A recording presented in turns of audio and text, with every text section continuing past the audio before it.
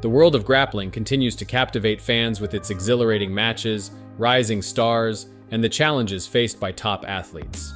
Amidst all of this excitement, two top BJJ fighters have offered a challenge to none other than Tainan Dalpra. We're talking about none other than JT Torres and the prodigious Tye Ruotolo. Let's get right into the story. In an exciting turn of events, renowned Jiu Jitsu fighters, JT Torres and Tye Ruotolo, are set to make their mark in the middleweight division by challenging the long-reigning champion, Tainan Dalpra, at the upcoming 2023 Mundials. The International Brazilian Jiu-Jitsu Federation, IBJJF, made the announcement on social media, generating a buzz among the grappling community. This move will test the skills and adaptability of Torres and Ruotolo as they face larger opponents in their pursuit of the middleweight crown. Notably, Ruotolo has already showcased his prowess in higher weight classes, achieving remarkable success in prominent competitions. His recent accomplishments include a dominant unanimous decision victory over Reinier de Ridder, a light heavyweight veteran from one championship, and a bronze medal finish in the highly competitive absolute division of ADCC 2022. Fans can catch all the action of the 2023 Mundials, which will be streamed live on Flow Grappling from June 1st to June 4th. It's an event that promises thrilling matchups and the opportunity to witness the skill and determination of these outstanding athletes. In a heartfelt moment within the jiu-jitsu community, Ffion Davies, the reigning ADCC champion, recently achieved a significant milestone in her martial arts journey. She was awarded the first degree on her black belt by none other than JT Torres, a fellow ADCC legend, in a ceremony that garnered attention on her official Instagram account. Expressing her gratitude, Davies took to social media to acknowledge Torres and the team at Essential BJJ for their support and the opportunity to train and teach alongside them. "I can't express how grateful I am to JT Torres and to everyone at Essential BJJ for giving me the opportunity to teach and train here," wrote Davies in the caption. "It's not an exaggeration to say this is a dream come true. And not only that, but it's not even something I could have envisioned as a baby blue belt. There were barely any other women on the mat, let alone leading a class. To get to teach and lead mixed classes is wild to me still, but I'm fortunate that it's not to the students here, and that's thanks to JT and his support." This milestone serves as a testament to the progress and empowerment of women in jiu-jitsu, highlighting the strides made in creating an inclusive and supportive environment for all practitioners.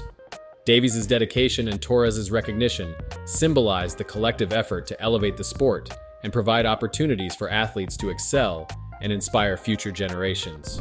Fresh off an impressive performance at One Fight Night 10, Johnson vs. Moraes 3, reigning flyweight submission grappling king Mikey Musumeci is no stranger to captivating ground battles. That's why he's eagerly looking forward to the highly anticipated showdown between one lightweight submission grappling world champion Kade Ruotolo and Norwegian sensation Tommy Langaker, scheduled for June 9th. Held at the legendary Lumpini Boxing Stadium in Bangkok, Thailand. One Fight Night 11. Irsal vs. Menshikov will feature a clash between two Brazilian jiu-jitsu elites. Musumeci, renowned for his analytical approach to jiu-jitsu, recently shared his excitement for the upcoming match, envisioning an intense and action-packed encounter. Anticipating an exhilarating display, Musumeci praised both athletes' aggressive grappling styles. "I expect this match to be very exciting. I think that one did a great job making this match. I don't see any anti-jiu-jitsu in this. Tommy only knows one pace, and that's going forward and attacking. And Ruotolo, I don't think he knows anything else except attacking. So two guys, both attacking each other every second. I don't really know what happens in this match, I just know it's going to be very exciting." Regarding Langaker, a man long considered Europe's top BJJ athlete, Musumeci is blown away by the Norwegian's rapid ascension up the no-gi ranks after years of competing in the gi and winning the prestigious ADCC European trials on his first attempt. Langaker is new to no-gi, but he's excelled instantly. He literally won the ADCC trials. I think he's had no no-gi experience other than the ADCC trials. It was his first try. I think that he has so much potential. He has a great game for it. His guard is great. As for Ruotolo, Musumeci recognizes that the one lightweight submission grappling world champion and his twin brother Tye Ruotolo possess truly elite skills in all areas of grappling. He said, "The Ruotolos are probably the best right now in the world in everything. Kade is so good everywhere. His passing, his attacks to the back, his leg locks. It's so crazy." With their stories intertwined, the world of jiu-jitsu eagerly awaits these upcoming events, fueling anticipation and fostering admiration for the dedication, talent, and sportsmanship exhibited by these remarkable athletes. Do you agree with Mikey Musumeci's assessment of this matchup? Let us know in the comments below. And while you're at it, we'd love to know whether you've enjoyed the video so far. If so, please subscribe to Valor Strategy Grappling and hit the bell icon so you don't miss out on the upcoming videos. With that said, let's move on to our next news of the day. JT Ruotolo, the one lightweight submission grappling world champion, attributes much of his success to the support and guidance of his twin brother Tye Ruotolo. The Ruotolo twins have been inseparable since they started practicing Jiu Jitsu as children and have continued to excel in the sport together. JT acknowledges that the journey to becoming a champion has not been easy, but having Tye by his side has made a significant difference. Tye has been there to offer advice and help JT stay focused and motivated, especially during challenging times and when injuries hinder their ability to compete. One particular piece of advice from Tye stands out to JT.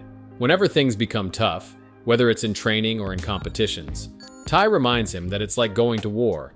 I think the biggest piece of advice is from my brother, and it's for every time that things start getting really difficult, especially when injuries tend to prevent us from competing. I think of this a lot when I'm injured more, but he always says, you know, it's like a war out there. The competition, the fights, it's like war. JT Ruotolo, at just 20 years old, made his mark in the submission grappling scene by winning the one lightweight championship title in October of the previous year. He secured the victory by submitting Russian athlete Uali Kurzev with a heel hook, earning not only the prestigious title but also a $50,000 performance bonus. The Ruotolo twins' unbeaten streak in one championship has made them prominent figures in the world of submission grappling. Fans eagerly anticipate their upcoming bouts and are excited to witness their continued success. A shocking development, Gordon Ryan, widely regarded as the best Brazilian Jiu-Jitsu grappler in the world at present, recently shared a statement about significant health issues that have necessitated surgery. As a result, he is uncertain about the time frame for his return to competition.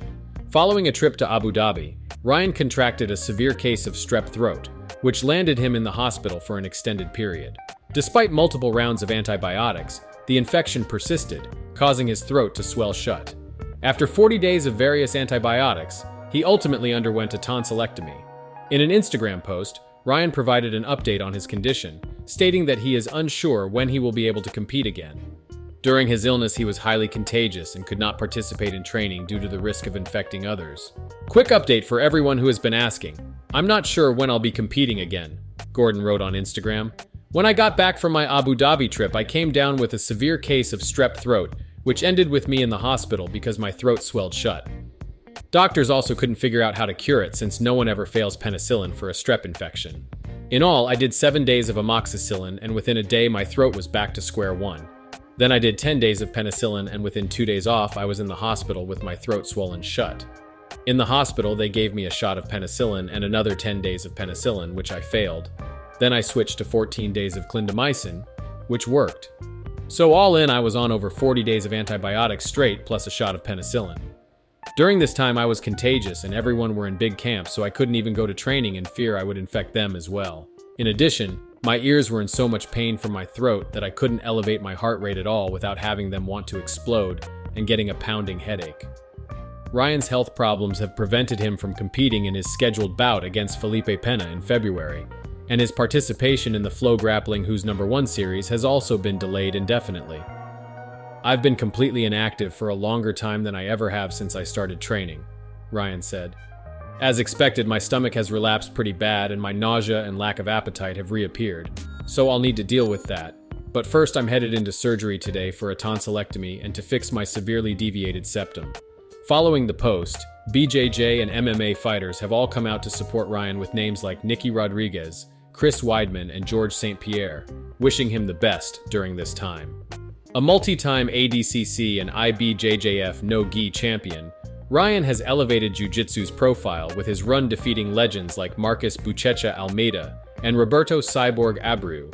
But in his absence, numerous other stars such as Mikey Musumeci, the Ruotolo brothers, and recent WNO standout Nicholas Marigali have filled the void with top-shelf jiu-jitsu and comparable flair. Ryan ended the post on an optimistic note, hoping to return to competition soon. I'm hoping to be back in the next few months, he specified. His last update came late yesterday, posting pictures of himself post-surgery. Does Gordon compete again? And if so, what's the fight to make? That's our question for you, so let us know in the comments below. And that concludes our news roundup for today.